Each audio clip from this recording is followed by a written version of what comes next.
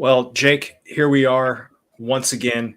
I guess that we have earned enough trust from the professor that we can just do this without him now. I guess. That's nice. I mean, I'm happy that we did that a couple times. Is all it takes. So Yeah, here we are. yeah. It only took over 800 shows for him to say, you know what, every once in a while, I'll hand the reins over to these two people. So since the last time that we did a show together, I've noticed that you have gotten into the holiday season. Yeah. That was choices were made that I was told I had a vote in that didn't seem to happen or take it into account. So we got Frosty Yeah. the Snowman here behind me. Yeah. That's usually how it goes around my house. I like to say that I have the illusion of choice, but I don't really have choice. So we're more of like, we usually put a lot of stuff up before Thanksgiving, but we don't really like turn on the lights or anything like that. It's just kind of up and there. Yeah. And then of course, as soon as Thanksgiving is over, the lights come on. So, but my daughter would love to see that you already got your Christmas stuff up. So I mean, I don't know. I got my two kids running around, and this is the first thing they look for every time they come downstairs in the morning. So it's doing its purpose. Yeah, good. Okay, well, we've held the viewers in suspense long enough. Let's go ahead and get this show started. 2, 3, 4. Welcome to Picks with the Professor, a show usually brought to you by a real statistics professor, but today being brought to you by his cousin and his friend Jake. Jake, how are you enjoying? You are the college basketball connoisseur of the group. How are you enjoying college basketball season so far? I've thoroughly enjoyed it. I thought this was absolutely incredible time to go through it because there's not really a truly dominant team. I don't know. Auburn's kind of looking that way, but it's just been a lot of fun, a lot of crazy things going out. Like Columbia seems to be a squad to watch out for. The fall of Villanova is kind of fun to watch. I don't know why I have something against Villanova, but and then not because they've ever beaten any of your schools. No, right? Okay. No, never. And just figuring out who Tennessee's going to be this year after just trying to see if we can catch lightning twice with another Dalton Connect. But see what happens. Yeah. I have to say, you mentioned Columbia there. It does feel like there's an Ivy League school that jumps up every year and is a team that you're going to have to watch out come tournament time. Of course, we're really early in the season, so not quite sure who that's going to be yet. But definitely Columbia has seemed to be one of those schools early in the season.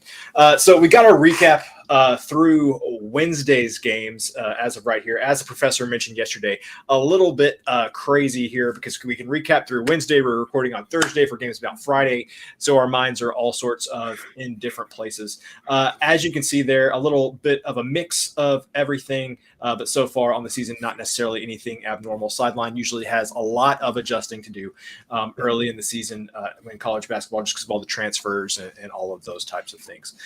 So just a few reminders here.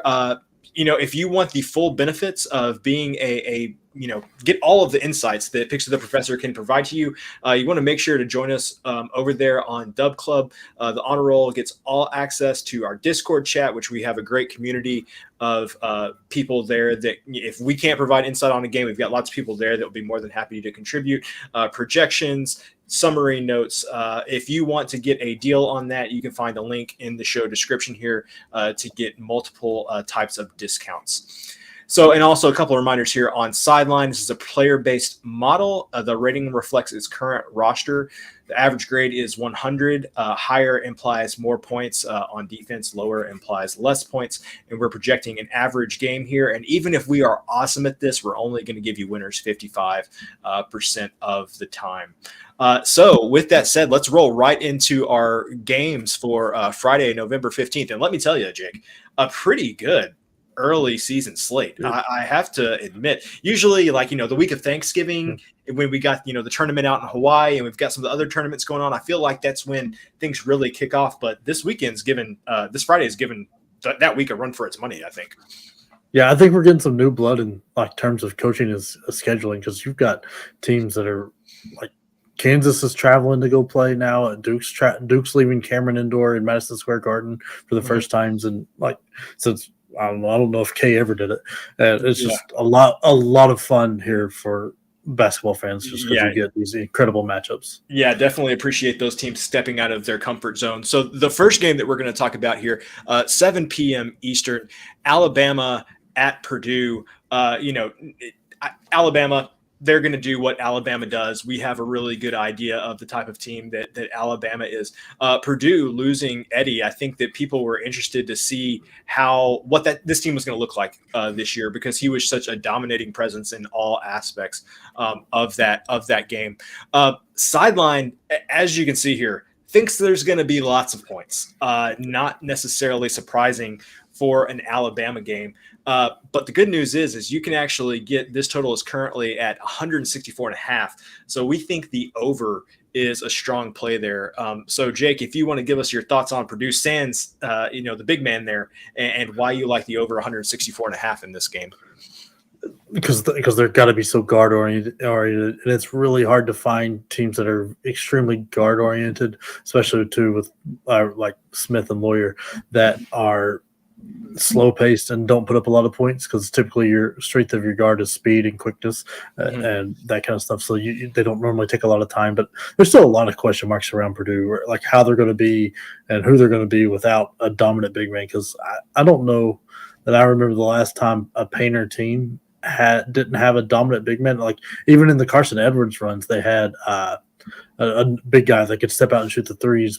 But so I'm very, very curious to see how they end up. This is their first real test. That didn't look too great against Yale, but we'll see what happens. And, I mean, Alabama is just a loaded team that is just oozing talent everywhere. And the way Nate Oates likes to play, up and down pressure, it should be a fantastic game to watch. A lot of three balls going up, a lot of points being scored. And, I mean, Marcus Sears is just – I mean, he's worth the price of admission every time he touches the basketball, because he's just that much fun to watch. I am ecstatic for this game because I think it'll be a very close game, which will also add to the amount of points we get. Yeah, I'm going to be interested to see not only how Alabama does in this game, but let me read you the upcoming schedule for Alabama. You talked about those teams stepping out of their comfort zone. Alabama's going to get Purdue here, and then they're going to play Illinois, then Houston, Rutgers, and then a third matchup in a tournament that they're in, and then North Carolina and Creighton. Nate Oates, if there was ever a coach that just should print "I'm not scared" on his chest, it seems to be Nate Oates with their out-of-conference scheduling. They are definitely seems to be trying to make a point. I tend to agree with you. Like I think there's just going to be a ton of points in this game.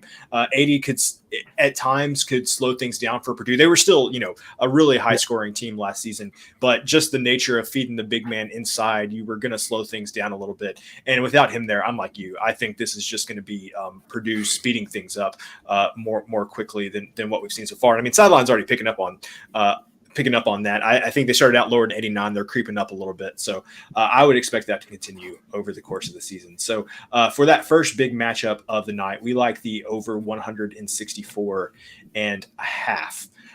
The next game that we're going to talk about, and this is an exercise in cruel and unusual punishment. I had no say in whether we were talking about this game or not. But at 9 p.m. Eastern, we've got Ohio State visiting Texas A&M. Ohio State looking to bounce back after definitely a rough couple of seasons by their standards. A&M, if anybody feels like they know what A&M's going to do season to season, week to week, I would be glad to listen to you, because I sure don't know what they're going to do. So as you can see with Sideline here, a fairly evenly matched game. It gives Ohio State the slight edge in just about every aspect, but then you've got the home court advantage for A&M. Sideline actually would say that swings the advantage over the A&M, that the home court advantage would make A&M the favored team, but we're not going to focus on the side here. We're going to focus on the total. Sideline projecting 150 points in this game. That makes the over 147 a B grade, but one that you like a lot, Jake, and I want you to tell us why. I mean, I've never seen a coach just come in like midway through a year, like Diebler, and just change the entire like he's already on staff and just like it's like you had to be disagreeing with Holtman at every turn because they just flipped everything they did from offense to defense. That became a 3-point shooting powerhouse this year. I mean, just absolutely rained it all over Texas and everybody else.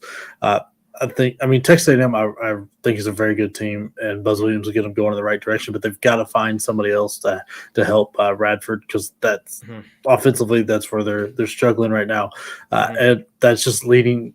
Like I think Ohio State's a very underrated team this year. The way they shoot the ball, I think Dubler's a great coach. And you can see their defense. Like, who saw that coming? Being in the top 20 on defense, I had no clue about that. Part of that's Diebler, part of that's the guys they brought in, like bringing Michie Johnson back was big. Thornton looks very good this year. They're still waiting on Bradshaw and Sean Stewart to really do what they thought they were going to out of the transfers, but the way they're playing right now, and they're still waiting for those guys, that would have to make you very happy for an Ohio State fan. And I think the pace is going to be faster than you see on here. I think we're going to get a shooting shootout with like the Ohio State team and Bradford because that tends to be what he does there. With, like he kind of puts the team on his back, especially in SEC play last year, and just lit up teams and just carried them through by shooting 40, 50-foot threes and just knocking them in. And I think we'll see not some of that, and that'll push us over that like average game point total wise. Yep. So from you covered a lot about Ohio State there. From an A&M perspective, we've mentioned a few teams like this, but A&M is definitely one who seems to play a little faster and looser in non-conference play. I think that's more of what you're going to see here in this game. The other thing is that A&M can sometimes kind of start jumping the gun a little bit. I know it has their pace only at an 87 there, but when they get hot, I mean, this is the story of A&M for the past few years, right? They can start out 1-5 in conference play and then win 8 straight, and then they can't buy a bucket again. I think this game, they either score a lot of points or there's a lot of turnovers, which means Ohio State scores a lot of points. I think somebody has a decent shot to get to 85 or 90 in this game. And so I don't care which team it is. I just want it to be one team. That would be my take on that. So I like the over 147 here as well. Just a reminder, if you want to support us, lots of different packages available to you over at Dub Club.